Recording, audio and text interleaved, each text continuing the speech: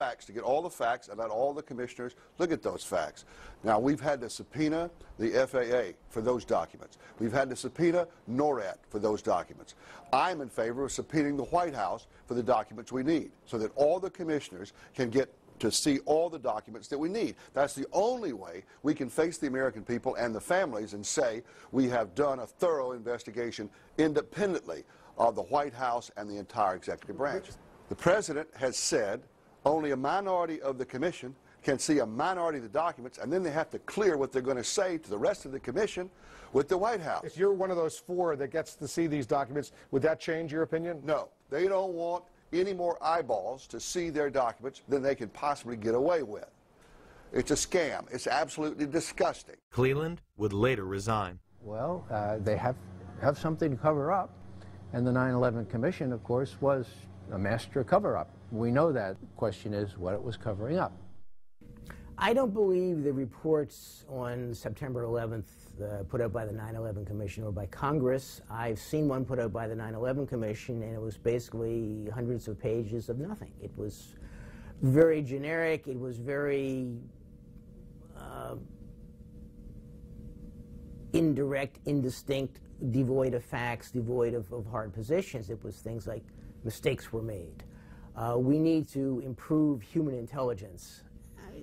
This is nothing. I mean, it's like, yes, I stand for truth, justice, and the American way, but it was vapid. It was a waste of time and money, but gives the impression that, oh yes, the government is doing something, the government is studying the issue. Well, what makes me really disappointed, and that's an understatement, is that Congress's role is oversight. And Congress, even today, you'll see members of Congress saying, well, we haven't implemented everything that the 9/11 Commission recommended. And the 9/11 commissioners have said that the administration obstructed them, lied to them. The staff statements were described by various commissioners to be an indictment of the FBI in particular, but also an indictment of the CIA. I don't think the chairman and I have ever characterized the staff statements as an indictment. It's possible others have done that. We have not. And Tom and I have heard repeated praises from people in your business, in the media business, thanking us for the quality of those statements. I would second that, and by the way, I never, ever would correct the vice chairman, but I'm afraid I did characterize one of those statements as an indictment. So how can you start with a document that you know is false and take that to the American people as a document by which Congress's accomplishments should be measured?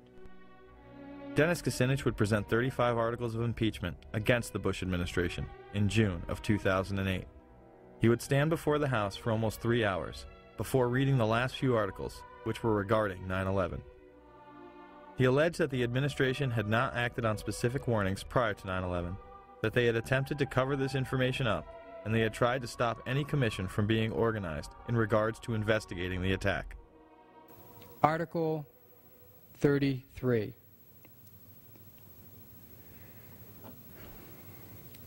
Repeatedly ignored and failed to respond to high-level intelligence warnings of planned terrorist attacks in the United States prior to 9/11.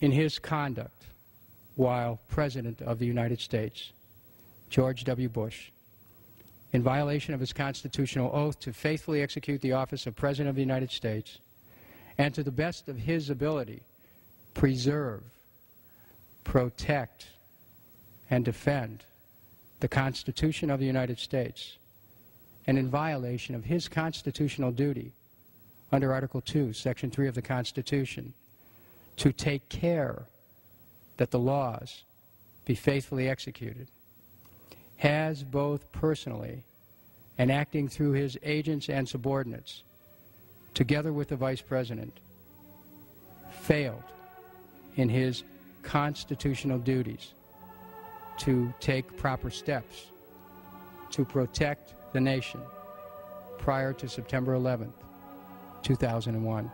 So the congressional report was redacted, and the 9/11 Commission is a cover-up. Yet our supposed leaders continue to propagate fear of the boogeyman and his disciples. I do believe that Al-Qaeda has now made it part of their global effort to destroy everything we stand for and we believe in. I'm running for President of the United States because I believe the greatest challenge of the 21st century is that of radical Islamic extremism. I believe it's there. I believe it's all over the world. I believe it's a fight, a struggle between good and evil, everything we value and believe in versus everything that is evil that wants to destroy everything America stands for and leads. And I believe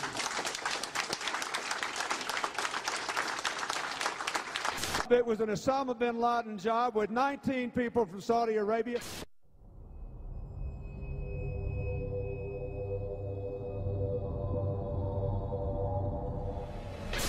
Even bin Laden himself warned us 3 weeks earlier.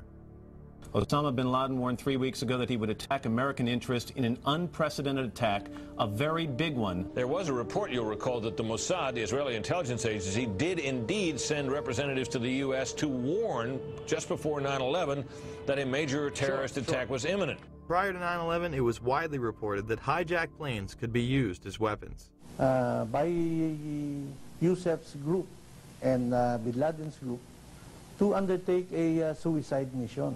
Murad narrated to us about a plan by the Ramsey cell in the continental U.S. to hijack a commercial plane and ram it to the CIA headquarters in Langley, Virginia, and also the Pentagon. And they found more evidence pointing to other targets, evidence the Philippine government says it passed on to the U.S. The targets they listed were CIA headquarters, Pentagon, Transamerica, Sears, and the World Trade Center. President Bush even received the Phoenix memo, stating bin Laden was determined to strike in the U.S. in August, right before the attacks. The president was aware that bin Laden, of course, as previous administrations has been well known, that bin Laden was determined to strike the United States. In fact, the label on the president's, the PDB, was bin Laden determined to strike the United States. On August 6, 2001, President Bush was presented a President's Daily Brief article titled, "Bin Laden Determined to Strike in U.S." The lead sentence of that President's Daily Brief indicated that bin Laden and his followers wanted to follow the example of World Trade Center bomber Ramzi Youssef and bring the fighting to America. The article cited a more sensational threat, reporting that bin Laden wanted to hijack a U.S. aircraft. The President's Daily Brief item included information from the FBI indicating patterns of suspicious activity in this country, consistent with preparations for hijackings. The president broke his silence today about the revelations earlier this week that he had been briefed before September 11th about a possible al-Qaeda hijacking plot. The comments took place in the White House South Lawn setting where the press could not ask questions. While he was honoring the Air Force football team, his comments diverted to what has become topic A in Washington. You know what's interesting about Washington? It's a town, unfortunately, it's the kind of place where second guessing has become second nature. What I want to say to my Democratic friends in the Congress is that they need to be very cautious not to seek political advantage by making incendiary suggestions, as were made by some today, that the White House had advance information that would have prevented the tragic attacks of 9/11. Clark confirms that in June, July, and August 2001, the Central Intelligence Agency warned the president in daily briefings of unprecedented indications that a major al-Qaeda attack was going to happen against the United States. It was so well known that the United States had done several drills with this exact scenario prior to 9/11. We're going to take a closer look tonight at another example of where, despite the conventional wisdom, there were people in the United States who actually were preparing to defend against the kind of attacks which occurred here on 9/11. The North American Aerospace Defense Command, NORAD for short, has been defending the skies over the U.S. and Canada for almost 50 years, 46 to be precise.